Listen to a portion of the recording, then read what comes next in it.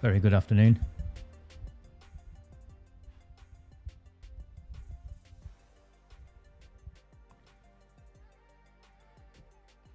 I felt compelled to give you all an update because we've been on this journey together from the beginning, and I think it's only fair that we continue on this journey together. Six months ago today, I was arrested in a dawn raid by 6 police officers that hammered at my front door, and they arrested me on 2 allegations. The first allegation was a racially aggravated public order offence, and it was in reference to my article for the Muslim, never mind the many. You've all read it, and if you have any appreciation of language, you would understand that it was calling out anti-Semitism within my own Muslim community in Oldham, and how the Elbit factory attack and the endorsement by senior politicians towards that was wittingly or unwittingly facilitating anti-Semitic attitudes, which led to the criminal damage and the smashing of windows. And the smashing of windows in a Jewish-owned factory is much more than the smashing of windows. Anyway, the police arrested me for that. They arrested me for 2 things, but we'll go through them one by one, I think. The police arrested me for writing that article, which is still there on Medium. Because I'd written it and published it on the 21st of June, time-stamped, they had 6 months to charge me if they were going to charge me for a lesser offence, something called a summary offence. And true to form, on the 21st of December, they contacted my solicitor to inform them that they would be charging me for that article. Well, actually, not even that article.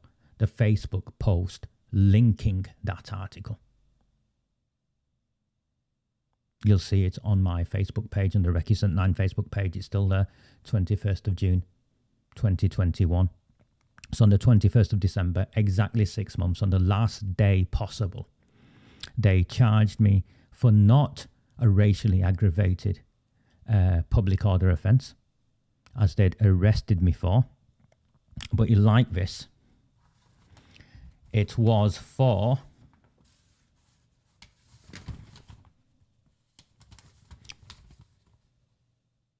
an offence contrary to the Communications Act of 2003, Section 127, 1A and 3.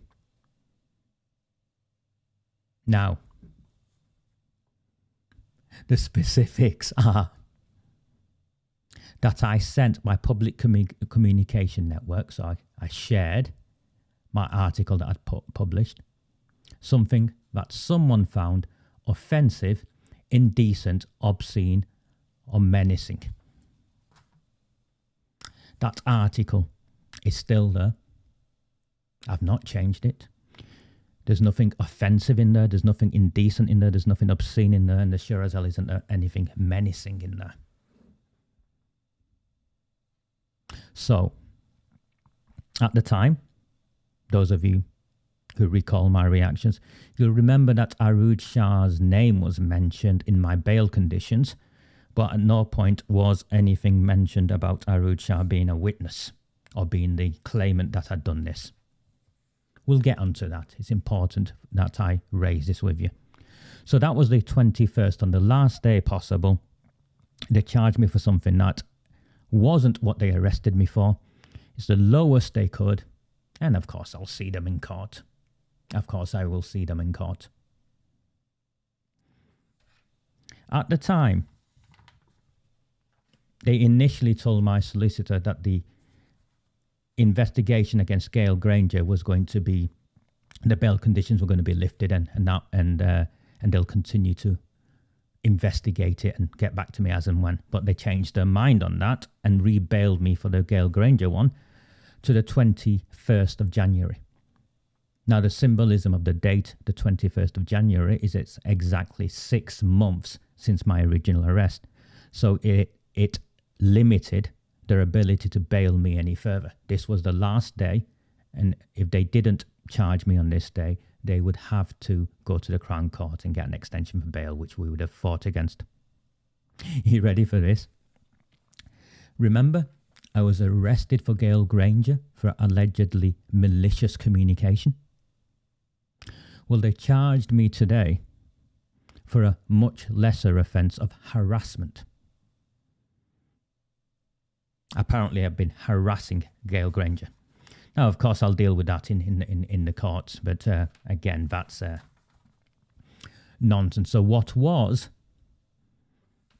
an imprisonable offence and all the rest of it heard in a Crown Court is, again, also something that's going to be heard in the Magistrate Court. So what they tried to charge me for and what they've got on after 6 months is this. Now, this is where it gets interesting. The charges I'm not concerned about. And I'm looking at it and I'm genuinely not concerned about them. I will fight them in a court of law and I'll continue to fight them for as long as I'm able to.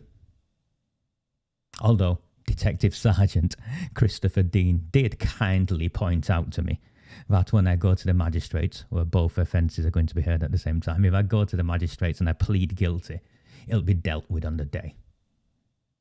And naturally then I can get on with my life. Yeah, as if that's going to happen. So,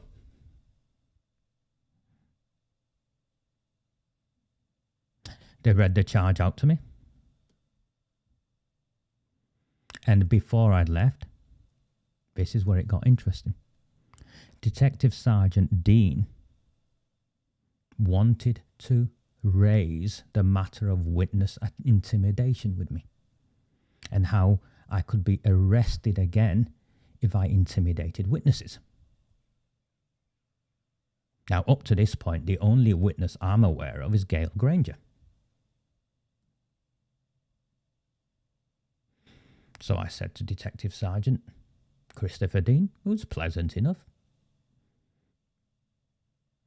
that I have never tried to get in touch with Gail Granger directly or indirectly, so I would not be in any way. I was in no way at risk of intimidating her.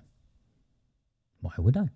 I don't believe I've done what she claims I've done, and I'm not a mobster. And he raised the issue of Arood Shah.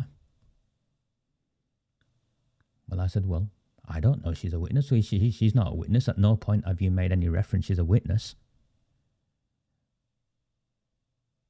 And Detective Sergeant Dean says, well, it's inferred from your bail conditions that she's a witness. I said, no, it doesn't work like that. It's not for me to infer something. If she's a witness, you need to tell me she's a witness. To which he, informing me that our conversation was being recorded on the camera above, that Arood Shah is a witness and I should not seek to intimidate her. Now, clearly I haven't. So which I responded, reminding him also that our conversation was being recorded by the same camera, that in a democratic society I have every right to campaign against an elected official. And I have every right to question her political decision-making or decision-making that's in the public interest, and that is not witness intimidation. Even now, what we are seeing is Greater Manchester Police attempting to interfere with free and fair elections. Greater Manchester Police are attempting to interfere with free and fair elections. And no, Karen, don't you for 1 minute think I am going to plead guilty.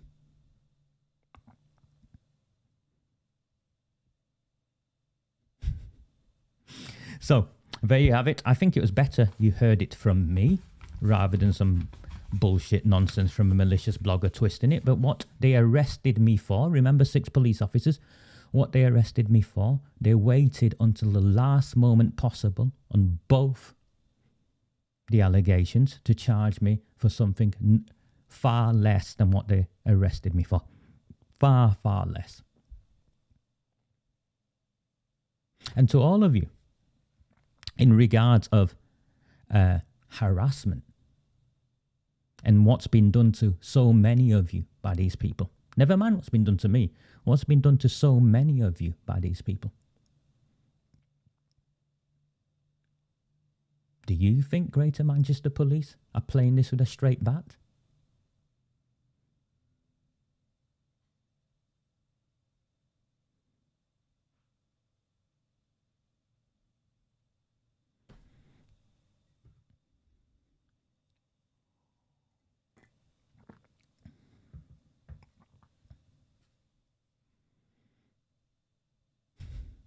So, I am in court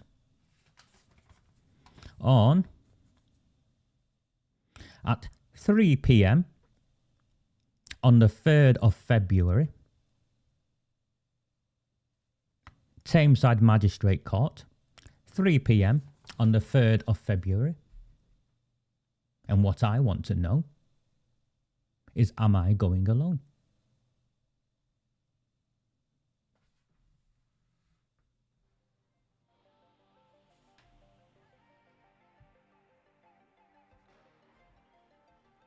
My name is Raja Mia.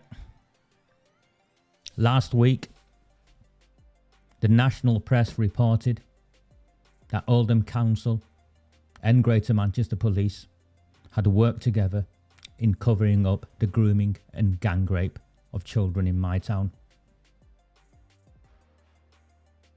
I am not an arrogant man. I have no interest of receiving praise.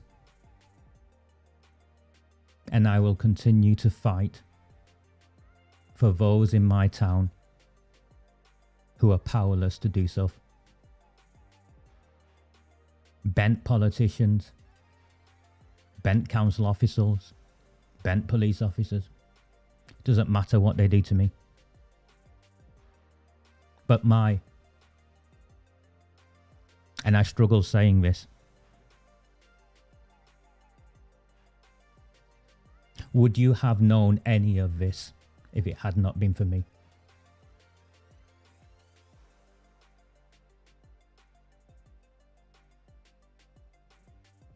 (3 p.m. the 3rd of February, Tameside Magistrate Court. Take care. Do not fear them.